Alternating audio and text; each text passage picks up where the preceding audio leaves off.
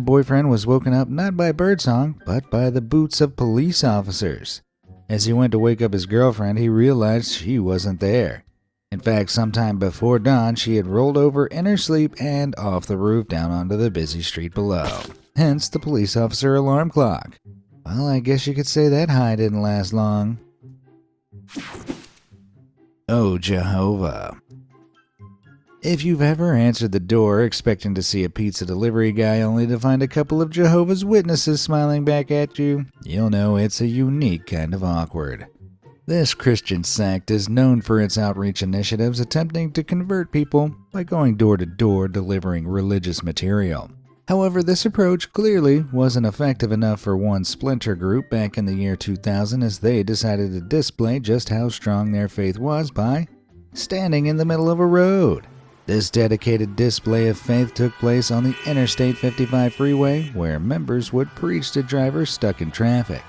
However, on this day, the traffic was clearing up pretty quickly, which one witness didn't notice in time. As she was preaching the good book, she was struck, not by a revelation, but by an oncoming vehicle. Well, I'm no prophet, but even I could see that one coming. Backseat antics. There are plenty of places in the world where you can safely get frisky.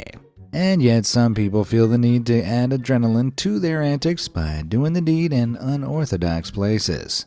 Take these next two award winners for example, who, back in 2017, decided to get down and dirty in the backseat of their SUV near a lake. The cab started rocking and the good times started rolling. No, literally. The pair were so keen to get nasty, the driver forgot to put the transmission into park, and so, in neutral, the truck rolled forward into the lake. Clearly, both participants thought it must be the heavens and earth that were moving and not them, because even as the truck was submerged, neither of them thought to, stop. I want to say that when water started pouring in, they at least tried to get out, but clearly they were having a good time, so I'm not assuming anything. Suffice to say, neither of them got out in time. Whether they got off is a different question entirely. Super safe. Alright, if you're old enough to be watching my videos, then I think you're ready for the talk on the birds and the bees. So when people love each other very, very much, though not if you're my mom and dad, well, okay, maybe that's not totally relevant. Look, basically, if you don't want to get pregnant or catch nasty diseases, you have to use protection. For men, usually this comes in the form of a condom. Very thin rubber covering that goes over, well, you get the picture. So over in Gujarat, India, back in 2021, one couple found themselves in the mood, but neither of them had any protection on them. So the gentleman got creative. After entering a hotel with his ex-fiancée, someone he definitely didn't want to get pregnant, our man decided that the best way to ensure this was to use glue. And not just any glue, a high-power epoxy resin. After pouring it on his private parts and then somehow doing the deed, he began to feel unwell. He was rushed to the hospital the next day, however, the toxic epoxy chemicals had seeped into his bloodstream and caused multiple organ failure, from which he earned his Darwin Award. I feel like school education videos usually have a catchy saying at this point.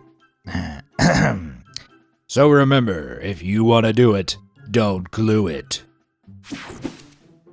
Fake out. Texas is one wild state, particularly when it comes to gun laws. It's pretty well known that anyone over the age of 21